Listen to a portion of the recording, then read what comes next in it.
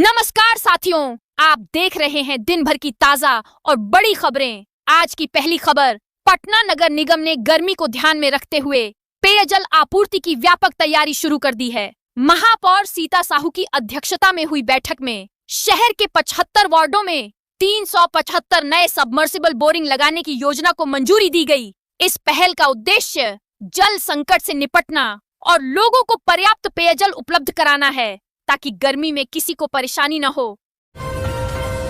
Patna high court ने राजधानी में खुलेआम मांस और मछली की बिक्री पर कड़ी नाराजगी जताई है। मुख्य न्यायाधीश संगम कुमार साहू की खंडपीठ ने राज्य सरकार से बूचड़खानों की स्थिति सुधारने के लिए उठाए जा रहे कदमों की विस्तृत जानकारी मांगी है और इस मुद्दे पर प्रभावी कार्रवाई करने का निर्देश दिया है।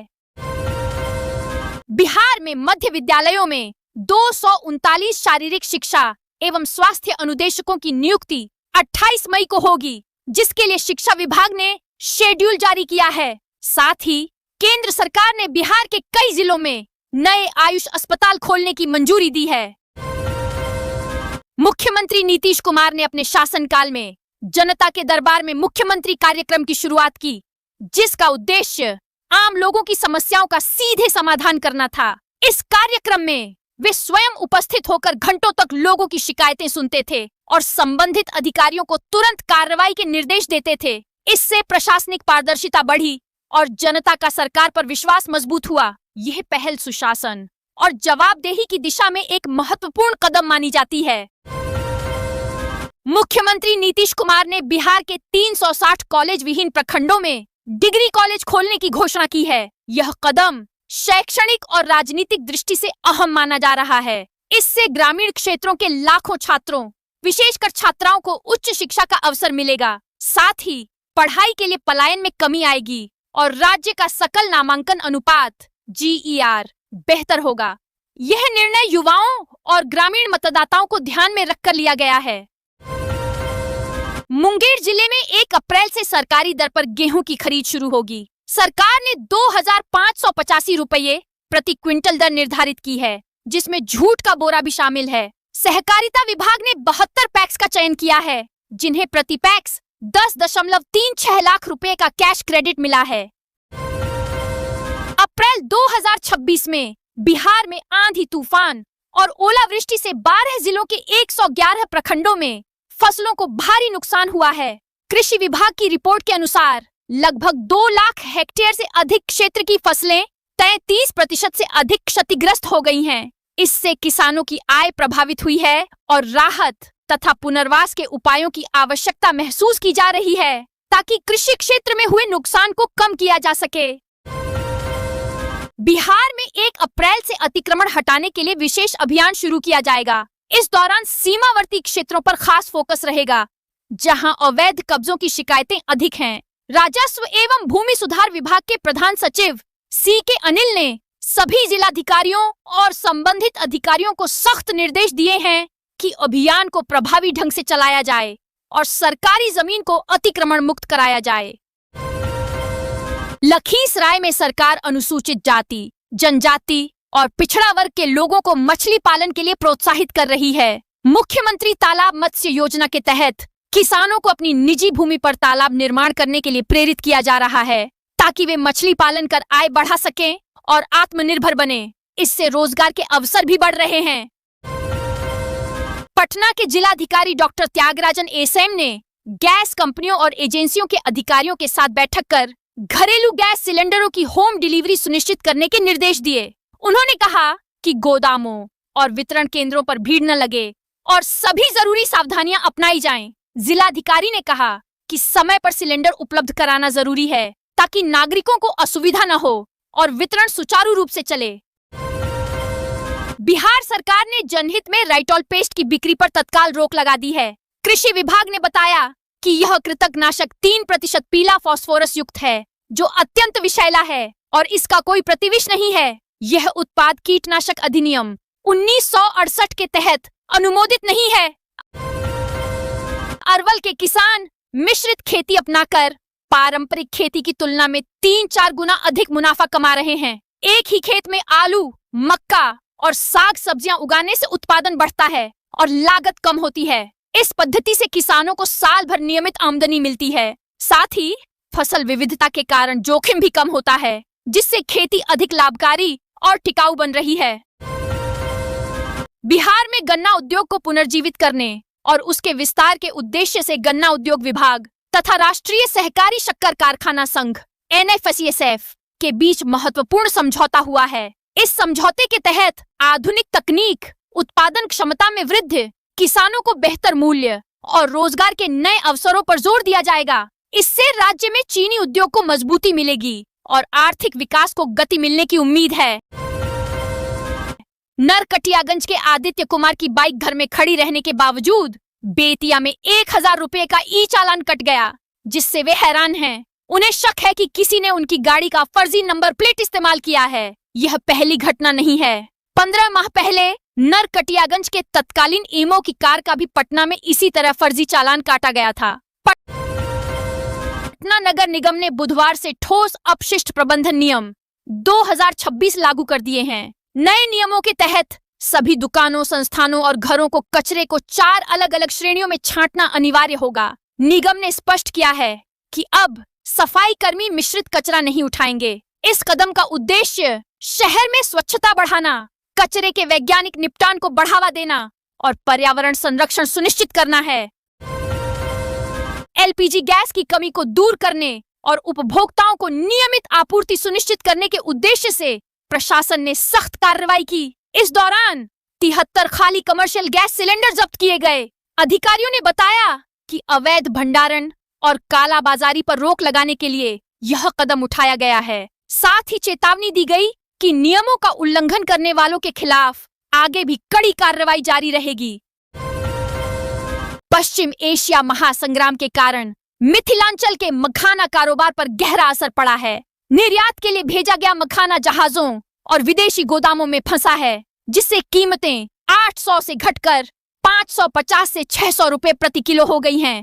कारोबारियों को भारी नुकसान हो रहा है और खरीदारी ठप है। बिहार पुलिस ने अपराध की बदलती और जटिल होती शैली के अनुरूप अपने प्रशिक्षण कार्यक्रमों को आधुनिक बनाने का निर्णय लिया है। इसके तहत CID पटना परिसर में एक नया उन्नत प्रशिक्षण भवन बनाया जाएगा, जहां पुलिस कर्मियों को नवीनतम तकनीकों, साइबर अपराध, फोरेंसिक विज्ञान और जांच कौशल में प्रशिक्षित किया जाएगा। इस पहल का उद्देश्य पुलिस की दक्षता बढ़ाना और राज्य में अपराध नियंत्रण को अधिक प्रभावी बनाना है। तेजस्वी यादव ने नालंदा में महिला से दुष्कर्म के प्रयास की घटना को लेकर बिहार सरकार पर तीखा हमला बोला है। उन्होंने राज्य की कानून व्यवस्था को पूरी तरह विफल बताया। तेजस्वी ने कहा कि जब मुख्यमंत्री नीतीश कुमार के गृह जिले में ही महिलाएं सुरक्षित नहीं हैं, तो बाकी प्रदेश की स्थिति का अंदाजा लगाया जा सकता है। उन्होंने सरकार से ठोस कार्रवाई की मांग की है। नाबार्ड ने बिहार के लिए 2026 से 27 का राज्य फोकस पेपर जारी किया है, जिसमें राज्य की अनुमानित आवरण क्षमता 2.8 लाख करोड़ रुपए दर्शाई गई है।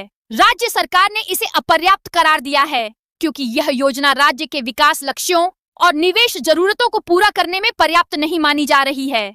सरकार ने अधिक वित्तीय संसाधनों की मांग की है। पश्चिम एशिया में जारी युद्ध के कारण पटना सिटी में LPG गैस की आपूर्ति प्रभावित हुई है, जिससे उपभोक्ताओं में चिंता और असुविधा बढ़ गई है। कटरा बाजार समिति में सिलेंडर ट्रक पहुंचने पर लोगों में अफरा तफरी मच गई। कई नागरिक लंबी कतारों में खड़े होकर सिलेंडर लेने की कोशिश कर रहे हैं, जिससे तनाव और भी बढ़ गया है। प्रशासन ने भीड़ नियंत्रण के लिए कदम उठाए हैं। भोजपुर जिले में प्रशासन ने दोहरी गैस सुविधा लेने वाले उपभोक्ताओं के खिलाफ सख्ती शुरू कर दी है। जांच में ऐसे उपभोक्ताओं की पहचान की गई है जिनके पास PNG और LPG दोनों कनेक्शन सक्रिय हैं। नियमों के अनुसार यह व्यवस्था अवैध मानी गई है। ऐसे करीब 5000 से अधिक उपभोक्ताओं के LPG कनेक्शन रद्द किए जाएंगे, ताकि योजना का लाभ जरूरतमंदों तक पहुंच सके। अरवल सदर अस्पताल परिसर में 100 बेड वाले क्रिटिकल केयर यूनिट CCU का निर्माण शुरू हो गया है। करीब 44.55 लाख रुपए की लागत से बनने वाली यह 6 मंजिला आधुनिक इकाई जिले की पहली ICU सुविधा उपलब्ध कराएगी। इसके शुरू होने से गंभीर मरीजों को बेहतर उपचार मिलेगा और उन्हें बाहर रेफर करने की जरूरत कम होगी, जिससे स्वास्थ्य सेवाओं में बड़ा सुधार हो। पटना नगर निगम ने मानसून से पहले जल जमाव रोकने के लिए नाला उड़ाही अभियान शुरू किया है। नगर आयुक्त यशपाल मीणा ने काम का निरीक्षण करते हुए 24 घंटे के भीतर नालों से गाद हटाने और एंटी लार्वा छिड़काव करने के निर्देश दिए। यह पहल शहर में पानी भराव और मच्छर जनित बीमारियों से बचाव के लिए महत्वपूर्ण है। बिहार में चक्रवातीय परिसंचरण और पश्चिमी विक्षोभ के प्रभाव से मौसम तेजी से बदल रहा है। मौसम विभाग ने अगले 24 घंटों में राज्य के उत्तरी और दक्षिणी हिस्सों में मेघ गर्जन, तेज आंधी और बारिश की चेतावनी जारी की है। इस दौरान हवा की रफ्तार 30 से 40 किलोमीटर प्रति घंटा तक रह सकती है, जिससे लोगों को सतर्क रहने की सलाह दी गई है। नरकटियागंज के आदित्य कुमार की बाइक घर में खड़ी रहने के बावजूद बेतिया में 1000 रुपए का ई चालान कट गया, जिससे वे हैरान हैं। उन्हें शक है कि किसी ने उनकी गाड़ी का फर्जी नंबर प्लेट इस्तेमाल किया है। यह पहली घटना नहीं है। 15 माह पहले नरकटियागंज के तत्कालीन एमओ की कार का भी पटना में इसी तरह फर्जी चालान काटा गया था।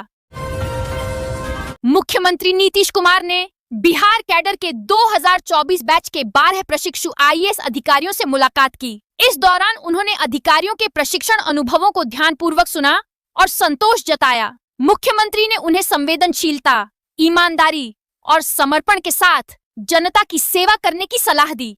साथ ही प्रशासनिक जिम्मेदारियों को निष्ठा से निभाने और आम लोगों की समस्याओं के समाधान पर विशेष ध्यान देने को कहा। बिहार झारखंड की अदालतों और एयरपोर्ट को बम से उड़ाने की धमकी देने वाले श्रीनिवास लुइस को दिल्ली साइबर पुलिस ने मैसूर से गिरफ्तार किया है। 47 वर्षीय आरोपी ने 1100 से अधिक धमकी भरे ईमेल भेजे थे। इनमें से केवल बिहार में ही 50 मामले दर्ज किए गए हैं। पुलिस अब उससे पूछताछ कर रही है और पूरे मामले की गहराई से जांच जारी है। सुपौल सदर प्रखंड में प्रधानमंत्री आवास योजना के तहत 1306 आवासों का लक्ष्य मिला है, लेकिन निर्माण कार्य धीमा है। केवल 132 पूरे हुए हैं। राशि मिलने के बावजूद कई लाभार्थियों के घर अधूरे हैं। प्रखंड विकास पदाधिकारी कृष्णा कुमारी ने समीक्षा बैठक कर सख्ती बढ़ाई है। नीतीश कुमार महागठबंधन के लिए जनादेश लेकर राष्ट्रीय जनतांत्रिक गठबंधन और एनडीए को मिले जनादेश पर महागठबंधन के सीएम रह चुके हैं। अब जब वह बिहार में भारतीय जनता पार्टी के मुख्यमंत्री बनाने की तैयारी के बीच राज्यसभा जाने को तैयार हो गए हैं, तो महागठबंधन से बड़ा ऑफर सामने आया है। 2025 के बिहार चुनाव में 202 के मुकाबले 35 पर आए महागठबंधन के एक चर्चित विधायक ने नीतीश कुमार को उनके गठबंधन में वापसी का ऑफर दिया है, वह भी बगैर शर्त। कहा है कि सीएम बनाएंगे, इधर आ जाएं। पटना में कुर्जी राजीव नगर नाला सड़क परियोजना निर्माण कार्य के कारण स्थानीय लोगों को मुश्किलों का सामना करना पड़ रहा है। जल निकासी बाधित होने से राजीव नगर समेत आसपास के कई इलाकों में गंभीर जल जमाव हो गया है, जिससे आवागमन और दैनिक जीवन प्रभावित हो रहा है। लोग परियोजना के शीघ्र पूरा होने की उम्मीद कर रहे हैं। भारतीय राष्ट्रीय राजमार्ग प्राधिकरण ने जगदीशपुर आरा NH 319 सहित सभी टोल प्लाजा पर 1 अप्रैल 2026 से नकद लेन देन बंद करने का आदेश दिया है। इसके तहत अब टोल भुगतान पूरी तरह डिजिटल माध्यम से होगा। साथ ही 15 अप्रैल 2026 से मैनुअल लेन देन भी समाप्त कर दिया जाएगा, जिससे यातायात सुगम होगा और पारदर्शिता। पटना सिटी की प्रमुख सड़कों पर लगने वाली सब्जी मंडियों के कारण यातायात व्यवस्था प्रभावित हो रही है। सड़कों पर अतिक्रमण से जाम की स्थिति बन जाती है, जिससे राहगीरों और वाहन चालकों को भारी परेशानी झेलनी पड़ती है। रोजाना लोगों को समय की बर्बादी के साथ और सुविधा का सामना करना पड़ रहा है। बिहार के मुख्यमंत्री नीतीश कुमार अपनी जन संवाद आधारित यात्राओं के लिए प्रसिद्ध रहे हैं। न्याय यात्रा से सत्ता में आने के बाद उन्होंने विकास यात्रा, धन्यवाद यात्रा और सामाजिक बदलाव यात्राएं निकाली। इन यात्राओं का उद्देश्य लोगों से सीधे संवाद स्थापित करना, उनकी समस्याएं समझना और सरकारी योजनाओं की जमीनी हकीकत का आकलन करना रहा है, जिससे शासन को अधिक प्रभावी बनाया जा सके। गोपालगंज की बंद पड़ी सासा मूसा चीनी मिल को फिर से चालू करने की दिशा में प्रयास तेज हो गए हैं। इस क्रम में ऑस्ट्रेलिया स्थित BTL ग्रुप के प्रतिनिधिमंडल ने मिल का विस्तृत निरीक्षण किया। टीम ने मशीनों, भवन और अन्य संसाधनों की स्थिति का आकलन किया। संभावित निवेश और पुनरुद्धार की संभावनाओं पर भी चर्चा हुई, जिससे स्थानीय स्तर पर रोजगार और आर्थिक गतिविधियों को बढ़ावा मिलने की उम्मीद है। पटना एम्स में सोमवार को एक्सरे और अल्ट्रासाउंड जांच के लिए आए मरीजों को भारी परेशानी का सामना करना पड़ा। मशीन खराब रहने और अव्यवस्थित प्रबंधन के कारण लंबी कतारें लग गईं। कई मरीज घंटों इंतजार करते रहे, फिर भी उनकी जांच नहीं हो सकी। इससे मरीजों और उनके परिजनों में नाराजगी देखी गई, जबकि अस्पताल प्रशासन व्यवस्था सुधारने में नाकाम नजर आया। अमेरिकी राष्ट्रपति डोनाल्ड ट्रंप ने एक बार फिर ईरान को चेतावनी दी है। ट्रंप ने ईरान को चेताते हुए कहा है कि वह स्ट्रेट ऑफ हॉर्मुज को दोबारा खोले।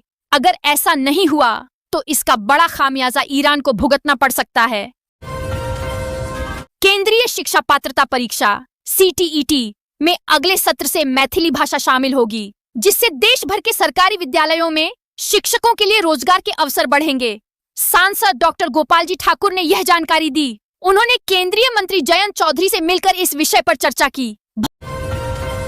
भवन निर्माण विभाग ने आवास मरम्मती और भवन पंजी के रखरखाव में लापरवाही पर कड़ी नाराजगी जताई है। विभाग ने इसे प्रशासनिक चूक मानते हुए सभी अभियंताओं को सख्त निर्देश दिए हैं। संयुक्त सचिव शिवरंजन ने 1 सप्ताह के भीतर अद्यतन रिपोर्ट मांगी है, ताकि मरम्मत कार्यों की प्राथमिकता तय हो सके और पारदर्शिता सुनिश्चित हो। सुपौल के सदर प्रखंड में भारत की जनगणना 2027 के पहले चरण की तैयारियां तेज हैं। 2 से 31 मई तक प्रस्तावित मकान सूचीकरण और गणना कार्य से पहले 26 से 28 मार्च को 74 राजस्व गांवों में 547 हाउस लिस्टिंग ब्लॉक निर्धारित किए गए। पटना हाई कोर्ट ने दुलारचंद यादव हत्याकांड में JDU विधायक अनंत सिंह के भतीजों राजवीर सिंह और करमवीर सिंह को अग्रिम जमानत दे दी। अदालत ने दोनों पक्षों की दलीलें सुनने के बाद यह फैसला सुनाया। उल्लेखनीय है कि इससे पहले इसी मामले में अनंत सिंह को भी नियमित जमानत मिल चुकी है, जिससे आरोपियों को राहत मिली है। रोहतास जिले की तेलकप ग्राम पंचायत ने नानाजी देशमुख सर्वोत्तम पंचायत सतत विकास पुरस्कार 2025 में सर्वश्रेष्ठ पंचायत श्रेणी में राष्ट्रीय स्तर पर दूसरा स्थान प्राप्त किया है। यह उपलब्धि पंचायत के समग्र विकास और बेहतर कार्यों का परिणाम है। इस अवसर पर पंचायती राज मंत्री दीपक प्रकाश ने मुखिया अनीता टोप्पो को बधाई देते हुए उनके प्रयासों की सराहना की और उज्जवल भविष्य की कामना की।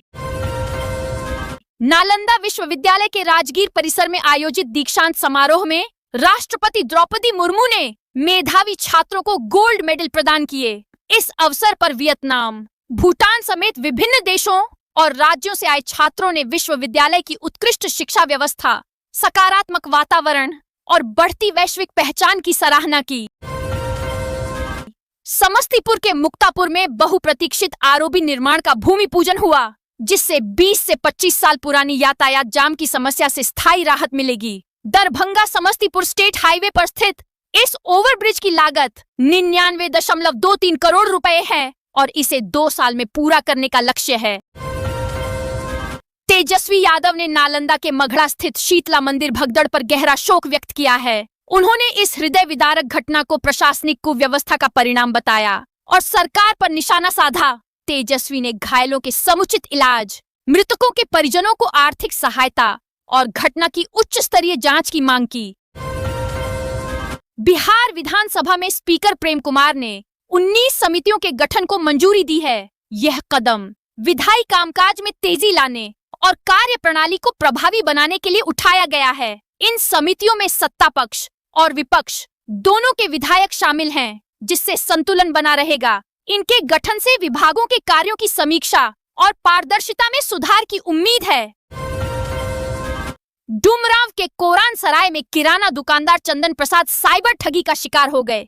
उनके मोबाइल की स्क्रीन अचानक काली पड़ गई, जिसके बाद कुछ ही देर में उनके बैंक खाते से 58,000 रुपए निकाल लिए गए। घटना के बाद पीड़ित ने संबंधित अधिकारियों को सूचना दी है और मामले की जांच शुरू कर दी गई है।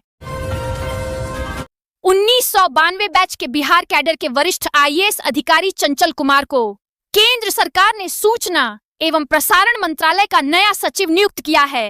वे वर्तमान में पूर्वोत्तर क्षेत्र विकास मंत्रालय में सचिव के पद पर कार्यरत हैं। उनके प्रशासनिक अनुभव और नेतृत्व क्षमता को देखते हुए यह महत्वपूर्ण जिम्मेदारी सौंपी गई है। जिससे मंत्रालय के कार्यों में नई गति और दिशा मिलने की उम्मीद है। राज्यपाल ने बिहार के सभी विश्वविद्यालयों को राष्ट्रीय शिक्षा नीति 2020 के अनुरूप 5 वर्षीय विजन डॉक्यूमेंट तैयार कर उसे लागू करने का निर्देश दिया है। उन्होंने पाया कि अधिकांश विश्वविद्यालय इस कार्य में पीछे चल रहे हैं, जिस पर उन्होंने नाराजगी जताई। राज्यपाल ने विश्वविद्यालय प्रशासन को शीघ्र कार्रवाई करते हुए शिक्षा की गुणवत्ता सुधारने और निर्धारित लक्ष्यों को समय पर पूरा करने पर जोर दिया है। किशनगंज में डीएसपी गौतम कुमार के 6 ठिकानों पर आर्थिक अपराध इकाई EOW ने छापेमारी की। जांच में उन पर आय के जात स्रोतों से करीब 60% अधिक संपत्ति अर्जित करने का आरोप लगा है। इस मामले को गंभीर मानते हुए EOW ने केस दर्ज कर लिया है और सभी दस्तावेजों व संपत्तियों की विस्तृत जांच शुरू कर दी है। जयप्रकाश अंतर्राष्ट्रीय हवाई अड्डे के रनवे विस्तार के लिए केंद्र सरकार ने कमेटी गठित की है। इसमें बिहार से पर्यावरण, वन एवं जलवायु परिवर्तन विभाग के मुख्य वन संरक्षक और पटना के जू डायरेक्टर सदस्य बनाए गए हैं। इसकी पहली बैठक अप्रैल में होगी। पटना एयरपोर्ट के रनवे विस्तार के लिए संजय गांधी जैविक उद्यान, चिड़ियाघर की 16 एकड़ जमीन चाहिए। इसके लिए एयरपोर्ट अथॉरिटी ने भारत सरकार के परितोष पोर्टल के माध्यम से प्रस्ताव दिया था।